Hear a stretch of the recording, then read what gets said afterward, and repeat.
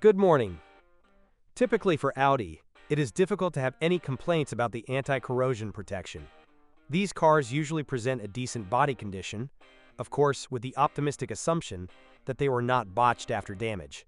Users do complain about chipping paint on the tailgate, sills, or fenders, but perforation corrosion does not appear even in these places, and touch-ups should be enough to control the situation if necessary. A batch of these cars had problems with the quality of the clear coat. It is worth inspecting the bodywork carefully before buying. There aren't many electrical and electronic faults, but they can happen. We're talking about short circuits in the electrical system and random error messages. Both are the result of water getting in through leaky rear flaps, as well as emergency LEDs in the front and rear lights in pre-facelift cars. The lenses can steam up. The MMI multimedia system can also malfunction and freeze. In this category, it is difficult to talk about typical faults apart from play on the front axle and in the steering system, knocking racks. But there are people who are surprised by the level of costs generated by the suspension if it wears out. The following engines were used in the 4th generation A4. 1.8 TFSIEA 888 from 120 to 170 HP.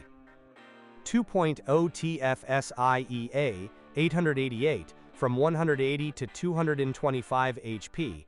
The 180 HP variant was also offered in a version compatible with E85 bioethanol, code CFKA. 3.0 V6 TFSIEA 837, 272 or 333 HP, more powerful variant in the Audi A4. 3.2 V6 FSIEA 837, 265 HP. 4.2 V8 FSI 450 HP. In this category, things aren't particularly cheerful. The reason? The most popular 1.8 and 2.0 TFSI units initially struggled with huge oil consumption, a design defect, too thin piston rings, and you can also expect problems with timing, electronics or turbochargers, with leaks, and so on. The situation improved only around 2011 when improved engines began to be used.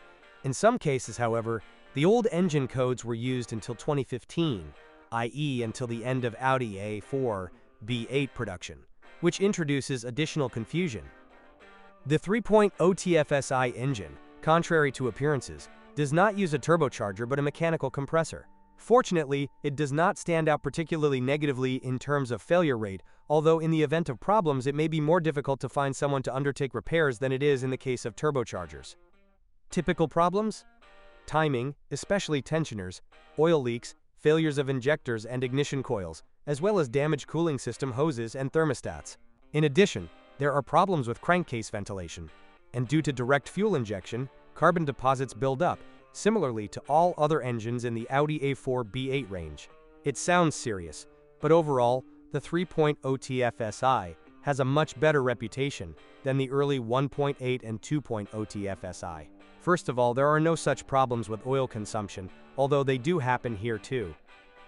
The naturally aspirated unit from the same family, the 3.2 V6 FSI, is sometimes considered one of the better petrol engine options for the A4 of this generation, which is interesting because it generally shares most of the problems with the 3.0 TFSI and adds swirl flap failures to that. Perhaps it's a matter of slightly simpler construction and thus cheaper servicing, but let's not delude ourselves. This won't be a cheap engine to run.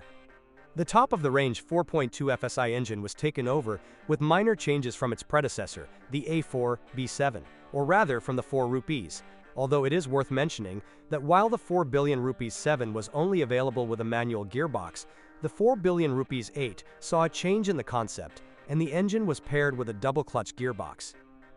These changes did not affect the level of reliability, which is at a similar level to the 6-cylinder units. A typical problem of this engine is a significant loss of power due to carbon deposits, and the flaps in the intake manifolds also break down. This generation of the Audi A4 was offered with the following diesel engines. 2.0 T DIEA 189 from 120 to 177 HP. 2.0 T DIEA 288, 150 or 190 HP. 2.7 TDIEA 896, 190 HP. 3.0 TDIEA 896, 240 HP. 3.0 TDIEA 896 G2 EA 897, 204 or 245 HP. The 2.0 TDI units, regardless of generation, are among the most successful four-cylinder diesels on the market, if someone doesn't mind their participation in the Dieselgate scandal, similarly to the six-cylinder units in this model. Some decide to repair it by uploading the correct software and, often regret it, because it worsens the car's performance and noticeably increases fuel consumption, and according to some sources, it also increases the risk of failure, e.g., the exhaust gas recirculation valve. Engines with the Kaga code, EA 189, 143 HP, have a problem with the flaking injection pump. Other typical faults are basically standard for turbo diesels, dual-mass flywheels, turbines, or injection systems, nothing that you wouldn't expect. The opinions of mechanics and users on the 2.7 and 3.0 V6 TDIEA 896 engines are divided. On the one hand, you can read about problems with injection systems and timing. On the other, these engines should not be at risk of seizure, which is the accusation, fortunately not used in the A4B8, of the EA 897 EVO units. EA 896 and EA 896 G2 897s have a different, simpler lubrication system than EA 897 EVO. However, the operating costs are significantly increased compared to the 2.0 TDI, which you should be aware of when buying such a car. However, it should last about 250–300,000 kilometers. The Audi A4 B8 used several types of transmissions. These were 6-speed manual gearbox, standard on all diesels, as well as on the 1.8 and 2.0 T FSI engines, and on the 3.2 FSI and 3.0 T FSI in the Audi S4. 6-speed Tiptronic automatic transmission, option on 3.2 FSI Quattro and early 3.0 TDI Quattro, 240 HP models. 7-speed S-Tronic double-clutch gearbox, optional on the over 200 HP 2.0 TFSI Quattro in the S4 and on the 177 and 190 HP 2.0 TDI Quattro version. Multitronic continuous times used in cars with 240 HP 3.0 TDI engines and Quattro drive. Tiptronic gearboxes were used until August 2009, apart from the clean diesel Quattro versions, where Tiptronic went out of production only in November 2011. In such cars, Tiptronic was replaced by the 7-speed S-Tronic gearbox.